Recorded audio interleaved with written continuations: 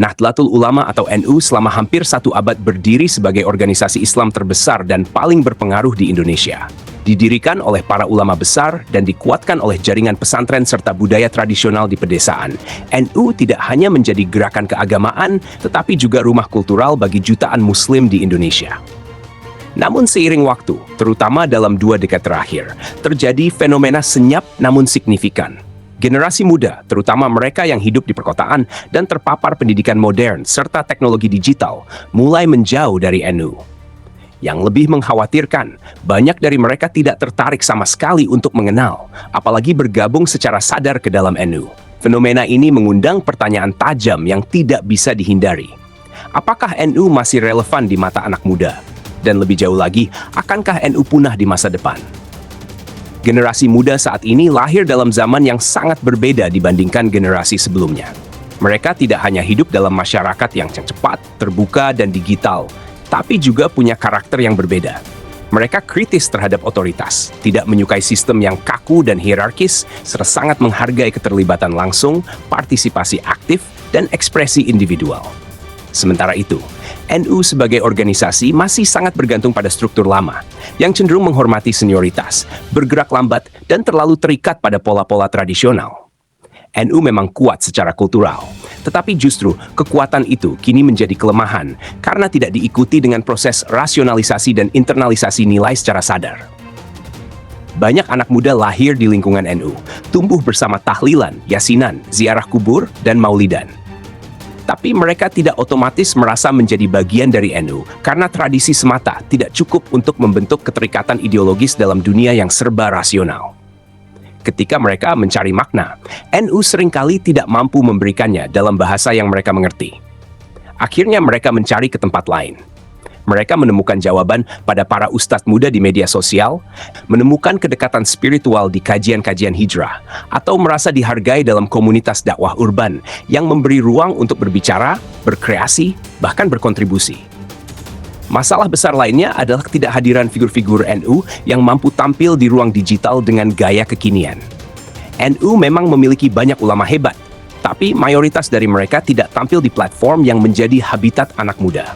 Di sisi lain, gerakan dakwah non-NU justru tumbuh pesat karena mereka paham cara kerja media sosial, tahu bagaimana membungkus pesan agama dalam bentuk yang estetis, sederhana, dan menyentuh. Mereka hadir di TikTok, YouTube, Instagram, bahkan Spotify.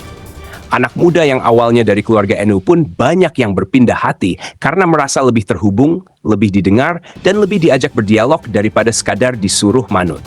Yang juga membuat NU makin menjauh dari anak muda adalah kesan bahwa NU terlalu dekat dengan kekuasaan. Banyak elit NU terlihat aktif dalam panggung politik praktis, rebutan jabatan, atau terlibat dalam dinamika kekuasaan yang justru bertentangan dengan semangat keulamaan.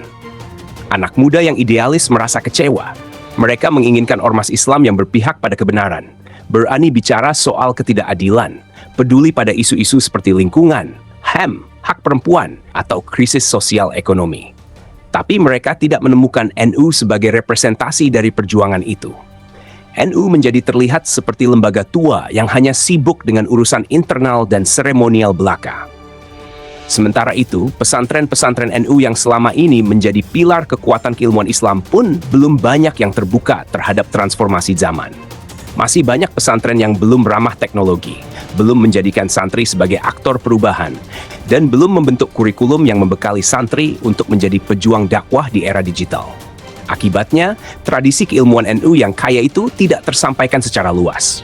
Padahal, NU punya warisan besar dalam ilmu fikih, tasawuf, tafsir, dan akhlak yang seharusnya bisa menjadi bekal utama anak muda dalam membangun Islam yang moderat dan berakar.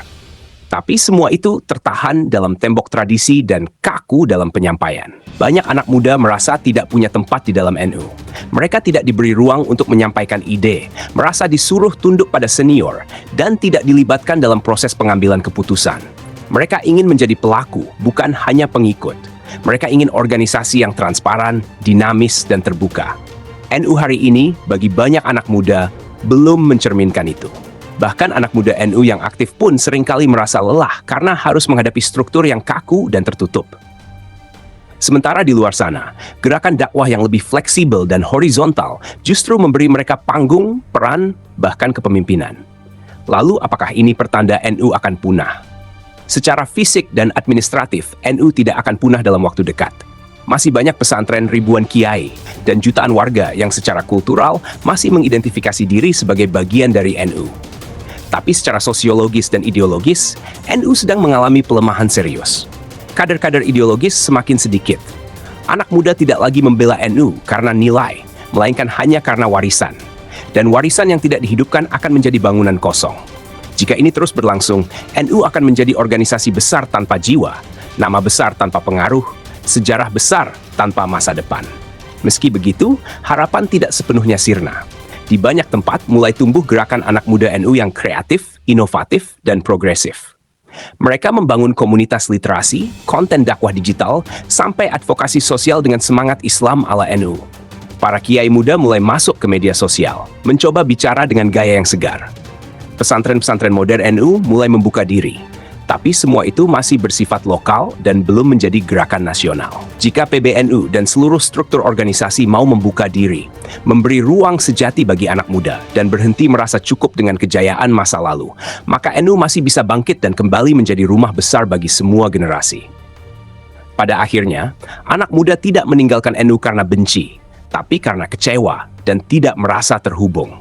Mereka tidak melihat NU sebagai rumah spiritual yang menjawab zaman. Jika NU bisa mereformasi diri, menyederhanakan struktur, memperkuat dakwah digital, memperluas ruang partisipasi, dan menjadikan anak muda bukan hanya objek, tapi subjek gerakan, maka NU bukan hanya akan bertahan, tetapi bisa kembali tumbuh sebagai kekuatan moral, sosial, dan spiritual terbesar di negeri ini. Tapi jika NU tetap terjebak dalam kebesaran masa lalu, tidak menyesuaikan diri, dan menutup telinga dari keresahan generasi penerusnya, maka kepunahan bukan lagi pertanyaan jika, melainkan hanya soal kapan.